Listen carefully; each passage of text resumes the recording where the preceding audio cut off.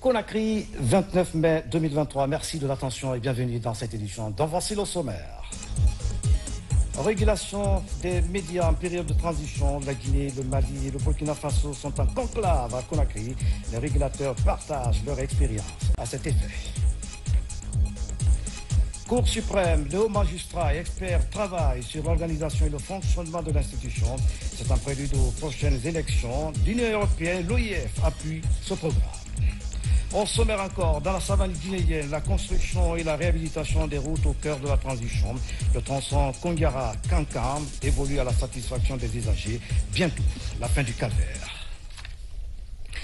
Mesdames et messieurs, bonsoir. Ce journal s'ouvre sur une série de décrets du chef de l'État. Décret D 2023-0131 PRG CNRD SGG portant attribution et organisation des services extérieurs du ministère des Affaires étrangères, de l'intégration africaine et des Guinéens établis à l'étranger. Le président de la République a vu la charte de la transition décrète. Mission et attribution sous l'autorité du ministre en charge des Affaires étrangères, les services extérieurs ont pour mission la mise en œuvre de la politique extérieure de la République de Guinée et d'en assurer le suivi. À ce titre, ils sont particulièrement chargés de représenter l'État guinéen dans leurs juridictions respectives, de protéger les intérêts de la Guinée dans l'État accréditaire et au sein des organisations ou des institutions internationales dans lesquelles la Guinée est partie.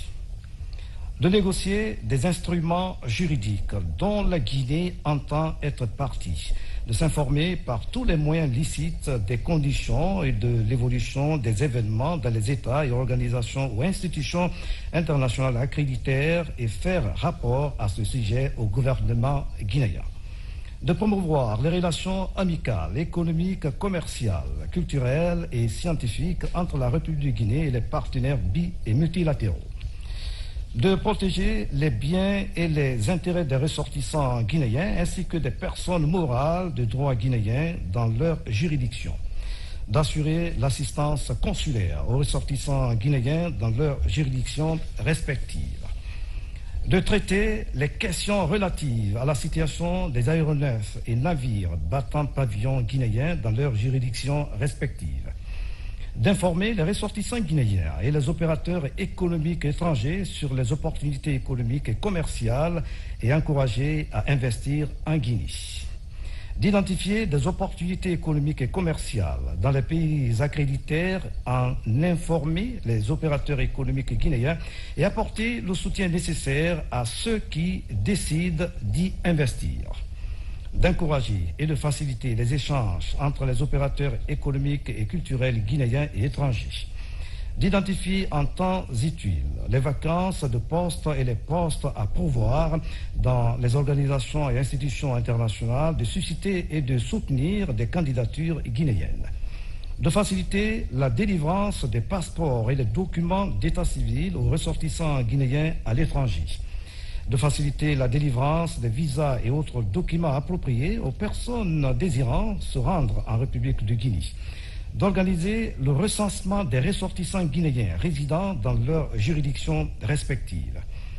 De certifier et viser tout document officiel devant avoir force probante dans leurs juridictions respectives. Chapitre 2, organisation. Pour accomplir leur mission, les services extérieurs comprennent des missions diplomatiques, des missions consulaires. Les missions diplomatiques sont l'ambassade, les représentations permanentes. Les missions consulaires comprennent le consulat général, le consulat honoraire. En raison de l'importance des activités économiques dans certains pays, les missions diplomatiques et consulaires de la République de Guinée accréditées peuvent être dotées en bureau économique. Un arrêté du ministre en charge des Affaires étrangères fixe les missions et l'organisation du dit bureau. Chapitre 3, disposition finale. Le présent décret qui abroge toutes dispositions antérieures contraires prend effet à compter de la date de sa signature et sera enregistré et publié au journal officiel de la République. Conakry, le 29 mai 2023, signé Colonel Mamadi Doumbouya, chef de l'État. Décret D2023-0132 PRJ CNRD SGG portant limogeage d'un haut cadre du ministère des Mines et de la Géologie. Le président de la République, vu la charte de la transition, décrète, article 1er, Madame Sayon Beretti, ingénieure des mines, directrice générale adjointe du laboratoire national de la géologie, matricule 214-208R, est limogée pour faute lourde. Article 2. Le présent décret qui abroge toutes dispositions antérieures contraires sera enregistré et publié au journal officiel de la République. Conakry, le 29 mai 2023, signé colonel Mamadi Doumbouya, chef de l'État. Et puis ce communiqué du secrétariat général de la présidence de la République. Le secrétariat général de la présidence, en tant que tutelle des garages du gouvernement, constate avec regret l'utilisation abusive des moyens roulants de l'État. Pour rappel, les véhicules administratifs sont la propriété exclusive de l'État et leur utilisation est strictement réservée aux seuls besoins du service. Leur utilisation en dehors des heures de service doit être subordonnée à l'approbation de la hiérarchie directe. En revanche, l'utilisation à des fins de cérémonie, de transport en commun, de commerce, de travaux de chantier ou tout autre usage malsain relève de l'abus. Le secrétariat général de la présidence de la République, à travers la direction des garages du gouvernement, se réserve le droit d'identifier le ou les auteurs des abus, d'immobiliser le véhicule mis en cause, de saisir la hiérarchie du mis en cause pour des sanctions administratives ou d'engager une poursuite pour détérioration volontaire du matériel appartenant à l'État. Afin de gagner le pari de la moralisation de l'utilisation des ressources de l'État, le secrétariat général à la présidence de la République s'est compté sur l'implication de citoyens pour dénoncer les cas d'abus, mais aussi sur l'esprit civique des utilisateurs des moyens roulants de l'État. Conakry, le 29 mai 2023, signé le ministre secrétaire général de brigade Amara Kamara. Dans l'actualité encore, les travaux du débat d'orientation constitutionnelle se poursuivent au CNT ce lundi. C'est le monde académique et l'association de presse qui ont été reçus pour apporter leur contribution à ce débat. Synthèse des travaux, Sidi Robertson. Pour la première fois dans l'histoire du pays, le monde académique est associé au débat d'orientation constitutionnelle. Un acte apprécié à sa juste valeur par les participants et qui a connu une forte mobilisation de cette entité. Ici au CNT, le Bureau d'études, stratégie et développement du ministère de l'Enseignement supérieur, les universités Gamal Abdel Nasser et Général Lansana Conté de Sonfonia font des propositions concrètes dans le cadre de l'élaboration du projet de la nouvelle constitution. Le découpage territorial sur lequel nous reposons et auquel on fait souvent allusion, on dit 4 régions naturelles, Basse-Guinée, Moyenne-Guinée, Haute-Guinée et Guinée forestière. Ça, c'est un héritage colonial. Et chaque fois que nous le faisons, nous restons dans la sphère du cadre logique, le colonial. S'il y a une crête fragile entre les Guinéens, et si nous jouons sur les crêtes de fragilité, au lieu de construire sur ce qui nous unit, nous allons essayer de construire sur ce qui nous divise. La Constitution devrait alors établir des principes d'équité électorale pour garantir les conditions équitables pour tous les partis politiques. Cela pourrait inclure des dispositions sur le financement public équitable, l'accès équitable également aux médias, la régulation des campagnes électorales et la prévention de la manipulation politique. Dans la prochaine constitution, l'Institut de recherche linguistique appliquée IRLA suggère et propose que la constitution fasse clairement mention des 8 langues nationales qui ont fait l'objet de larges descriptions de promotion, notamment à l'école. Nous recommandons, nous les étudiants de Guinée, de confier la gestion des élections à une administration disposant des compétences renforcées et d'une autonomie de gestion. Cela permettrait de réduire progressivement les coûts des élections grâce à la modernisation et à la continuité des services. Dans le même cadre, l'association des presses a aussi répondu à l'appel du CNT. En contribuant à ce débat, l'organisation, à travers quelques représentants, propose entre autres de rendre obligatoire les conférences de presse du président de la République au nombre de 2 séances par an. La première séance dans les 5 premiers jours du mois de janvier et la deuxième séance dans les 5 premiers jours du mois de juin. Pour bannir l'ethnocentrisme, le réseau des journalistes parlementaires propose 2 choses aux honorables conseillers. Premièrement, les mariages mixtes avec de réels avantages allant de promotion pour le couple à la prise en charge des enfants au point de vue scolarité, santé et facilité de logement. La suppression pure et simple des noms de famille. Je n'ai aucun doute que dans la future constitution, la liberté d'expression et la liberté de presse seront à nouveau consacrées comme des libertés constitutionnelles. C'est pourquoi nous vous suggérons simplement d'ajouter la phrase suivante: les médias indépendants et les hommes de médias, dans l'exercice de leur métier, doivent être protégés par l'État. L'exercice se poursuit au CNT. Les forces de défense et de sécurité sont aussi attendues pour leur contribution au débat. Dans l'actualité encore, ouverture ce lundi à Conakry de la rencontre tripartite entre la Guinée, le Mali et le Burkina Faso. La discussion porte sur la régulation des médias en période de transition.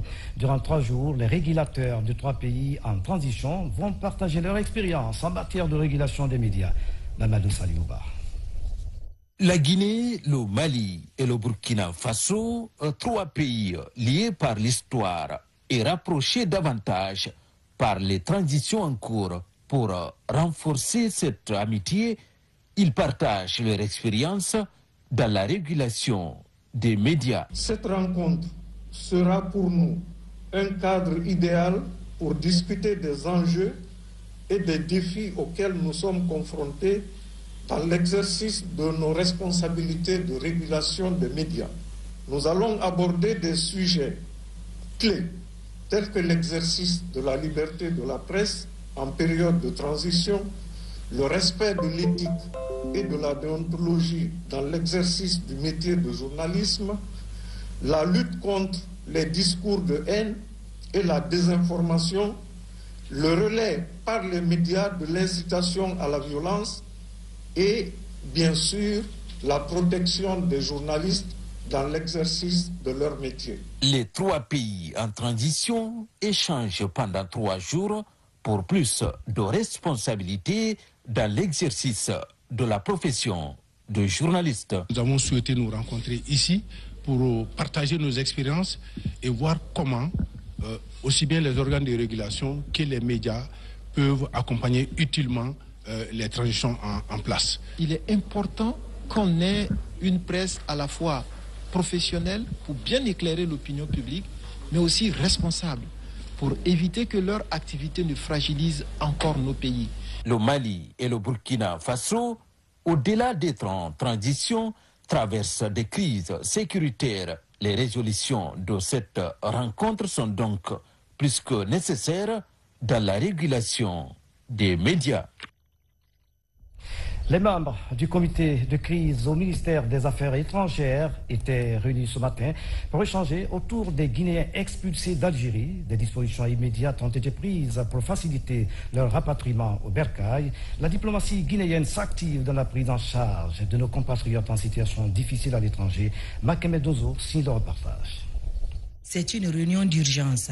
Elle résulte de la réactivation de la cellule de crise pour secourir les compatriotes expulsés d'Algérie. Autour du chef de la diplomatie guinéenne, les cadres du ministère des Affaires étrangères font le point sur cette triste situation à laquelle sont confrontés nos compatriotes dans ce pays. La cellule d'urgence du ministère a été réactivée pour entrer immédiatement en contact avec nos compatriotes qui sont là-bas, qu'ils soient en Algérie, au Niger ou entre les deux. Deuxièmement, prendre contact avec les autorités algériennes L'ambassadeur va venir ici, nous allons l'inviter à venir pour qu'on parle avec lui. Au lieu que nos compatriotes partent, même si c'est le chemin de retour, au lieu qu'ils partent vers le Niger par le désert encore, pourquoi ne pas aller les chercher directement en Algérie? La dernière chose que nous allons faire, c'est de continuer à sensibiliser nos compatriotes. C'est de réfléchir et essayer de ne pas partir ou de partir de façon officielle. Tout comme en Tunisie ou encore au Soudan, le pont aérien créé par le président de la transition se met.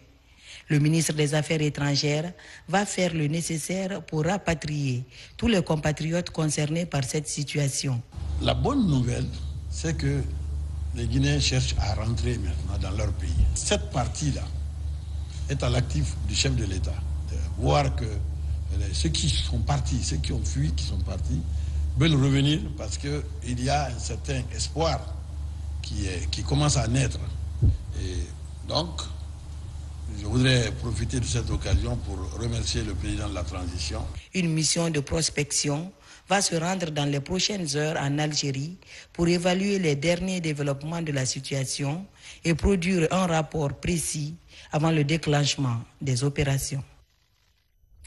Restons aux affaires étrangères. À l'occasion de la journée de la CEDEAO, le ministre des Affaires étrangères, de l'intégration africaine et des Guinéens établis à l'étranger a fait une déclaration. Dr Maurice Sandan Kouyaté Primandela présente la situation de la Guinée dans l'espace CEDEAO. Propos recueilli par Makeme Donzo. La République de Guinée, en s'alignant sur la politique agricole de la CEDEAO, a réussi à formuler et à mettre en œuvre des programmes d'investissement agricole sécuritaire, alimentaire et nutritionnel. Les populations guinéennes ont été cependant perplexes face à la mollesse de la CEDEAO dans l'action de protection de notre pays au cours de la tentation et de l'exécution d'un projet politique inapproprié qui a conduit à la prise de responsabilité le 5 septembre 2021 de nos forces de défense et de sécurité ayant à leur tête son Excellence le colonel Mamadi Doumbouya, chef de l'État. Notre pays ne s'est pas expliqué la fronde virulente subséquente de la même institution, notre institution sous-régionale.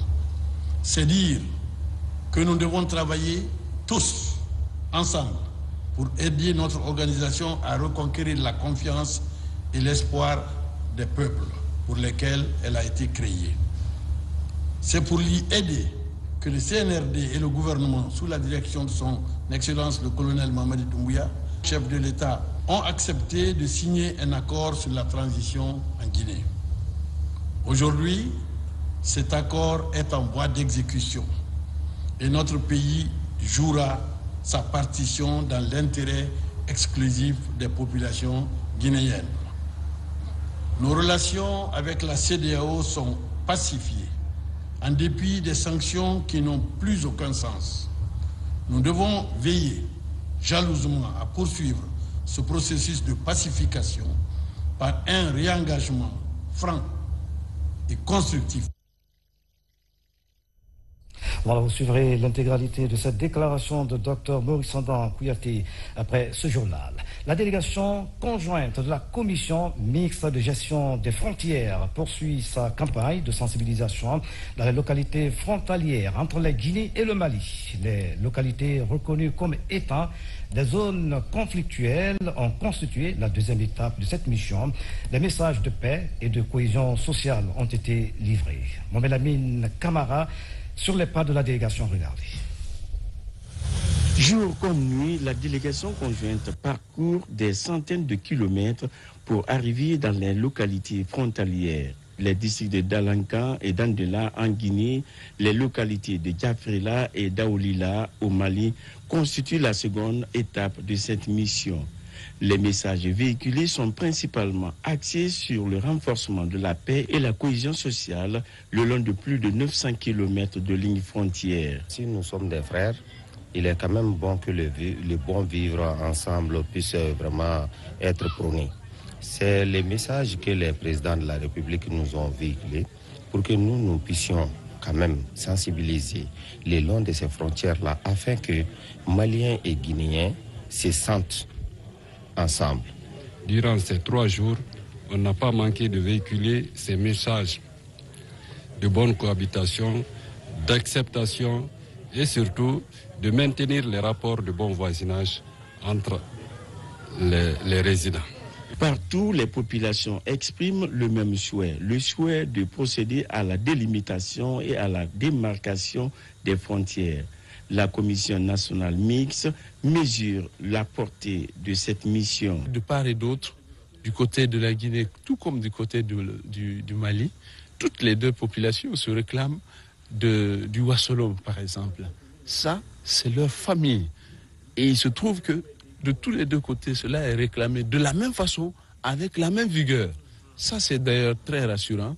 Donc, moi, je pense qu'on va donner à la population son droit, donc la matérialisation de la frontière, ce qui est le droit aussi des 2 États, mais aussi on va conseiller à la population de ne pas faire de ça un facteur trop déterminant parce que, après tout, elles seront encore ensemble. Une des réussites de cette campagne de sensibilisation est bien l'adhésion des populations à l'initiative.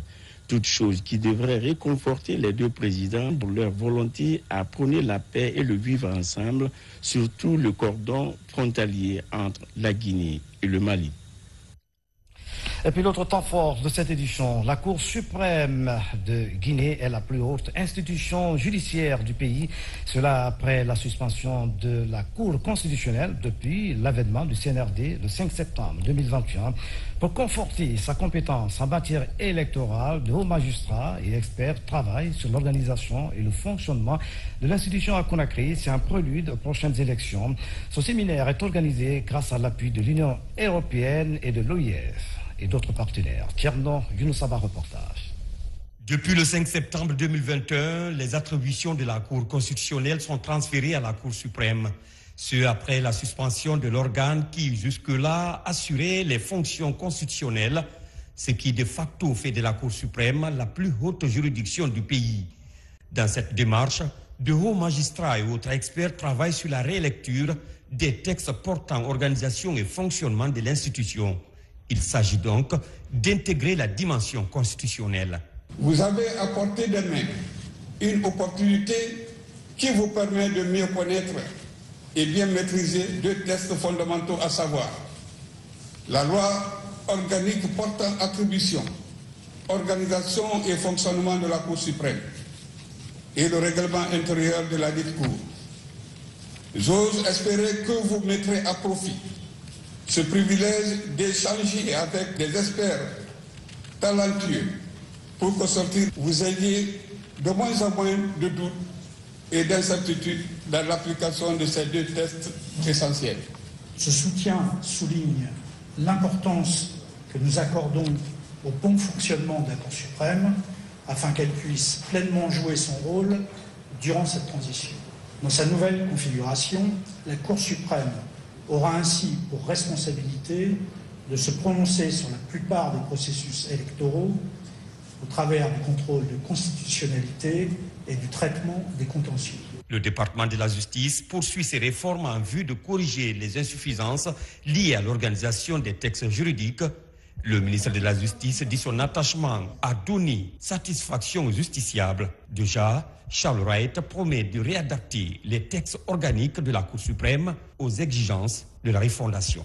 On s'en rend compte des tâches énormes de cette juridiction qui a besoin d'une restructuration à travers son texte organique pour l'adopter aux exigences de refondation de cette juridiction qui, pour l'instant, reste aussi compétente pour connaître les contentieux en matière électorale, puisque nous sommes au niveau des débats d'orientation constitutionnelle.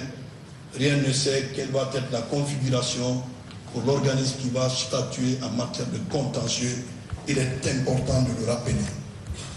Il faut réfléchir sur l'amendement des dispositions de l'article 9 de la loi organique, objet de la présente rencontre, aux fins de réalité des amendements pour voir si l'on doit maintenir la nomination des professeurs de droit, d'économie ou finance, de rendre magistrat comme conseiller ou avocat généraux en service extraordinaire au niveau de la Cour ayant exercé au moins 15 années, les inspecteurs des services financiers et comptables, les administrateurs civils ayant exercé leurs fonctions pendant 20 ans de manière successive, les avocats ayant exercé devant la Cour suprême pendant au moins 15 années consécutives.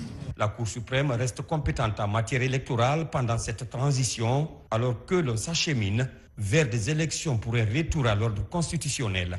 Le besoin d'adaptation des méthodes de travail s'impose. Santé, une réunion de la coordination vient de regrouper à Conakry les acteurs de la santé reproductive. Ces acteurs se concertent pour établir des stratégies de lutte contre les décès liés à la santé maternelle et infantile. Abraham Christophe Conti. La réunion de coordination de la santé reproductive, maternelle, néonatale, infantile, adolescent et nutritionnelle se tient à nouveau. Il est essentiellement question de la mise en œuvre des recommandations de la précédente réunion de coordination.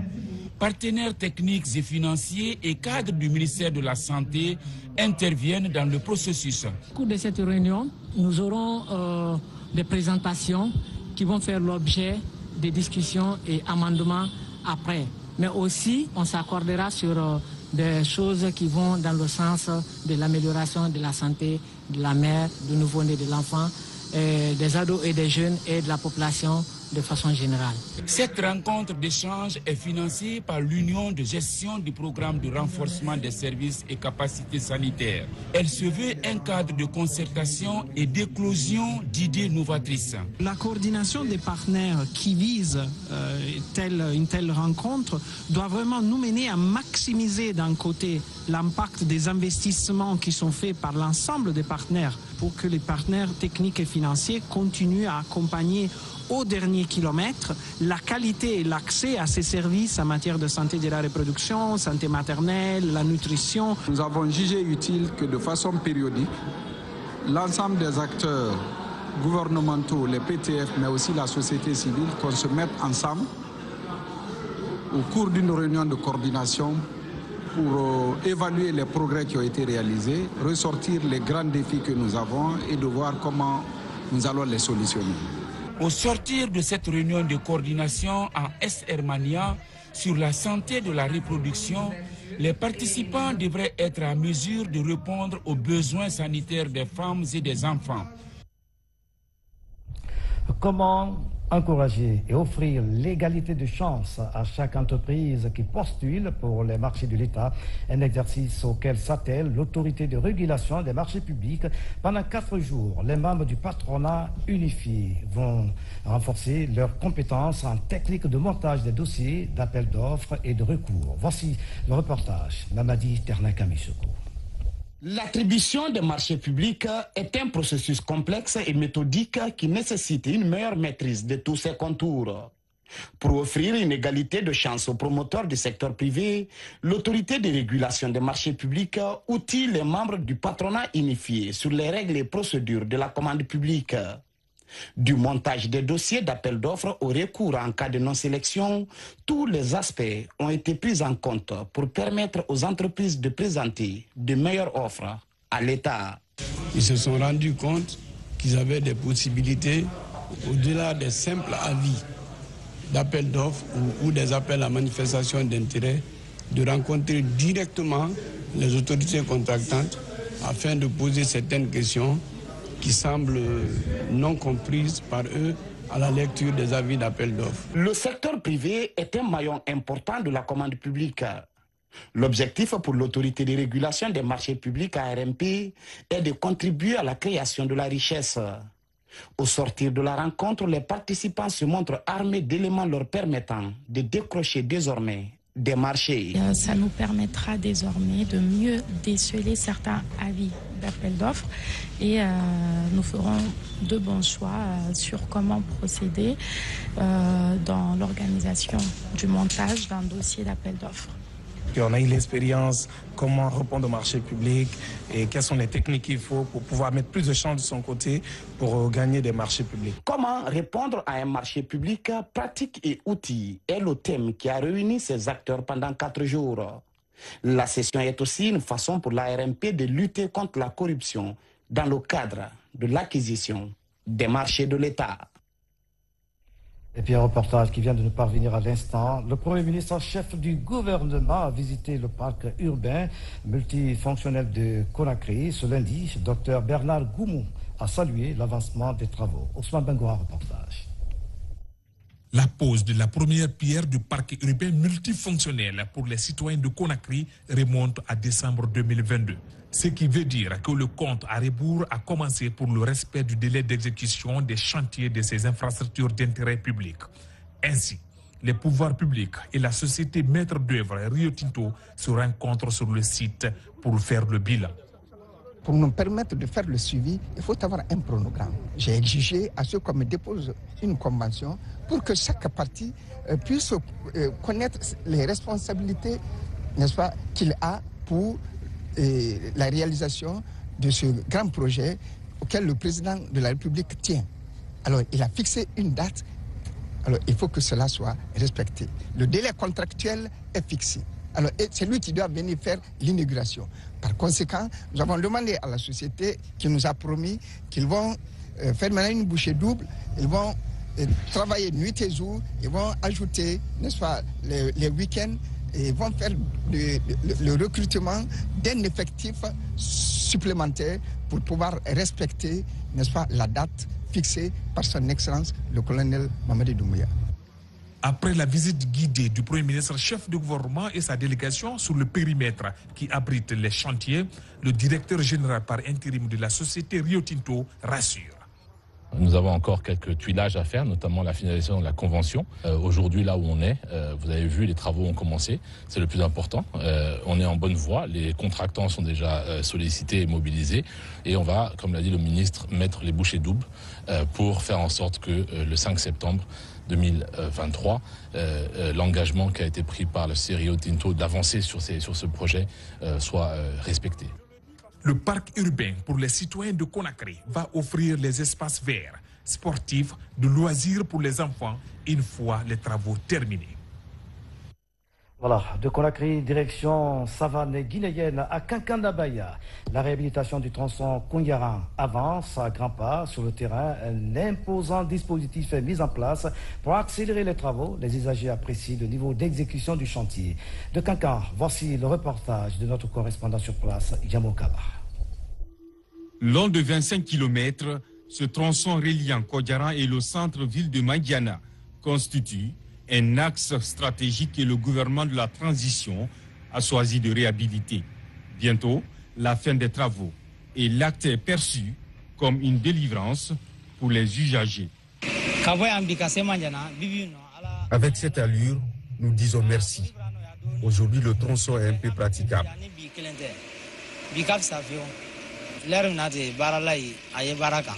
Depuis l'arrivée de son Excellence colonel Mamadi Doumbouya à la tête de cette transition, et nous avons constaté vraiment une accélération vraiment sur l'activité de cette route. Dans la ville de Kankan, même engagement à Banankoroda. Plus de répit pour changer l'image de ce quartier historique de Baté. La jeunesse a déjà fait sa part. Elle est passée de cours en cours pour faire des sensibilisations à ce qu'on laisse l'entreprise faire son travail comme il faut. Et en plus de cela, après ces acquis-là, il faudra que ces caniveaux soient des caniveaux qui sont propres, tels qu'à l'image de certains quartiers de Kindia. Cette initiative est la bienvenue dans ce quartier historique. Avant ces travaux, nos pieds étaient dans les boues. Aujourd'hui, Dieu merci. La réhabilitation de ces voiries et la finition du tronçon Kodjaran-Kankan au compte du même lot est une des grandes priorités du CNRD. L'entreprise contractante est à pied d'œuvre pour le respect des cahiers de charges. Yamo, merci pour ce reportage. Le nouveau bureau des orpailleurs de la préfecture de Kindia vient d'être installé. C'est à l'issue d'une élection. Et là, Yanko Sissé a été plébiscité par les congressistes et n'a pas de candidat en face. Moussa Koumara. Face à lui, pas de concurrent. Alors que son mandat a expiré depuis 2021, Elas Yanko Sissé est réélu à main levée par 18 électeurs comme président des orpailleurs de la préfecture de Kindia. La question de sécurité, de protection de l'environnement et de recensement de tous les orpailleurs de la localité s'impose comme des défis importants. Il faut créer un site où la population doit être réunie et que les chefs rendent compte. Quand il y a une sensibilisation, il faut donner un site, soit au niveau des quartiers, soit au niveau de la commune, pour que les citoyens guinéens soient informés au fur et à mesure que les choses se passent. Au cours de ce congrès très attendu, tous les postes sont électifs. 17 membres, dont plusieurs conseillers, vont accompagner Elas Yanko dans sa lourde responsabilité pour les 3 prochaines années. Nous avons déjà préparé la feuille de route pour tous les bureaux exécutifs préfectoraux qui seront installés dans les différentes préfectures. Et ces feuilles de route ont été faites en élaboration directe avec la Direction nationale des mines et qui seront leur cheval de bataille. Et dans ces feuilles de route figure notamment la protection de l'environnement et l'organisation de l'exploitation artisanale de l'or. L'organisation de cette fêtière est une démarche voulue et soutenue par les autorités de la transition qui attachent du prix à ces secteurs pourvoyeurs de l'économie nationale. Nous les suivons de près, nous les encadrons de la façon dont nous pourrons, en tant qu'administrateurs, pour qu'ils fassent l'activité, pour qu'il y ait plus de résultats. Principalement, nous les conseillons à être beaucoup plus dans la sensibilisation, à rassembler les orpailleurs pour qu'ils soient dans le cadre légal.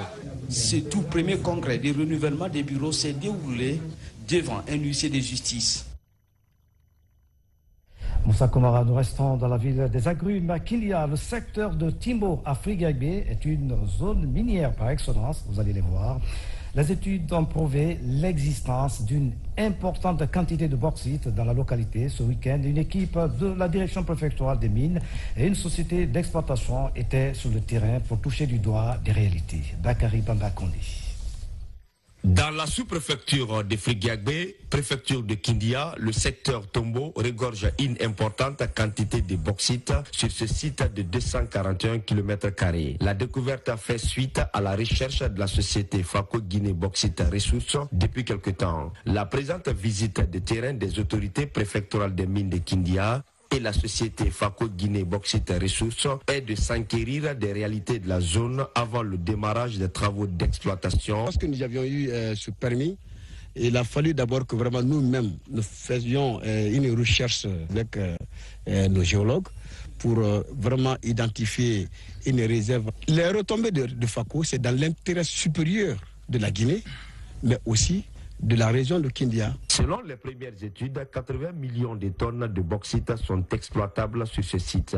Cependant, les 23 villages riverains souffrent de plusieurs difficultés infrastructurelles. Pour leur satisfaction, à travers le respect du contenu local, la direction préfectorale des mines insiste. Notre mission, c'est de veiller à ces différentes sociétés l'application correcte des textes et des lois du code minier. Le dossier se trouve au ministère avec la haute hiérarchie. Déjà, les sages de la localité se disent confiants quant à la réussite du projet. C'est l'État qui est fort. Là où tu es né, tes parents ont existé, tu souhaites le bonheur de là-bas. Nous sommes contents de la société. Leur façon de commencer nous a plu et nous prions pour le projet. Pour matérialiser cette volonté, la communauté de Tombo a initié une lecture des Saint-Coran plus tôt dans la journée pour la prospérité en Guinée, mais surtout le développement local. Dernier virage de cette édition, l'agence belge de développement Enabel vient de lancer la 2e édition de l'ADIAFRI. Il s'agit de mettre en lumière les femmes productrices locales en Guinée. C'est pour la promotion et la valorisation des produits locaux. Un reportage de Marwan Kamara.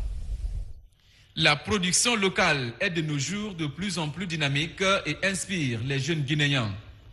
Venus de tous les horizons, ces championnes de l'autonomisation font parler d'elles. Avec les fruits de leur labeur, elles font la promotion du consommé guinéen. L'initiative est soutenue par Enabel et Lady Agri. On a pour ambition de promouvoir un entrepreneuriat féminin de croissance. Dans cette logique, nous organisons des événements pour donner de la visibilité aux entreprises, aux entrepreneurs que nous accompagnons. Et la particularité de cette année, parce que c'est la 2e édition, est l'implication d'un projet d'Enabel qui est basé à Bruxelles, qu'on appelle le prix AWA. C'est un projet multi-pays qui organise des concours à travers les pays où intervient Enabel, notamment en Afrique et au Moyen-Orient. Cette rencontre va permettre de renforcer davantage la coopération entre les jeunes filles entrepreneurs locales et l'agence belge de développement Enabel. Ce soir, on mettra en valeur ces femmes parce que derrière cette mise en valeur, on met en valeur toutes nos mères, toutes nos sœurs, toutes nos cousines. Et d'ici septembre, on aura une seconde édition du prix AWA, aussi en Guinée. On remettra aussi ce soir un prix pour des gagnantes d'un concours qui s'appelle le prix AWA. Et on a la chance d'avoir une